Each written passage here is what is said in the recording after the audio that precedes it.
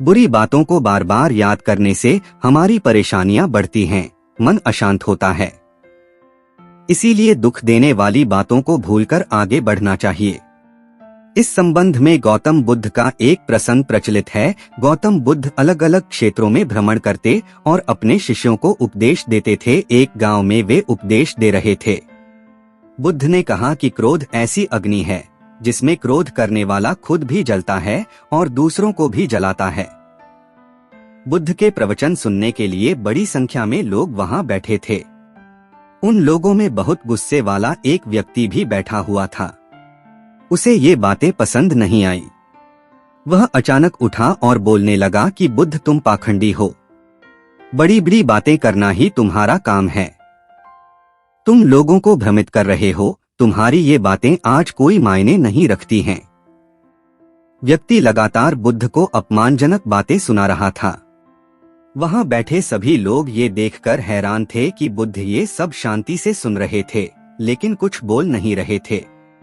क्रोधी व्यक्ति बुद्ध को शांत देखकर और ज्यादा क्रोधित हो गया। वह बुद्ध के पास गया और उनके मुंह पर थूककर वहां से चला गया।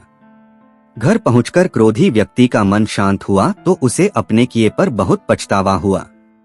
वह बुद्ध से क्षमा मांगने पहुंचा, लेकिन उस गांव से बुद्ध पड़ोस के गांव के लिए निकल चुके थे। वह व्यक्ति बुद्ध को खोजते हुए दूसरे गांव में पहुंच गया।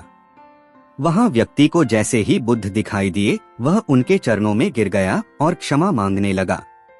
बुद्ध ने उस व्यक्ति से पूछा, तुम कौन हो और क्षमा क्यों मांग रहे हो? उस व्यक्ति ने कहा, क्या आप भूल गए? मैंने कल आपके साथ बुरा व्यवहार किया था, आपका अपमान किया था।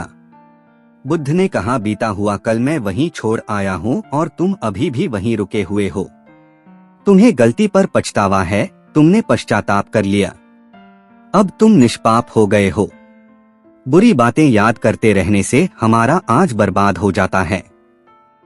इस आदत की वजह से भविष्य भी बिगड़ सकता है। इसीलिए बीते हुए कल की बातों को भूलकर आगे बढ़ना चाहिए।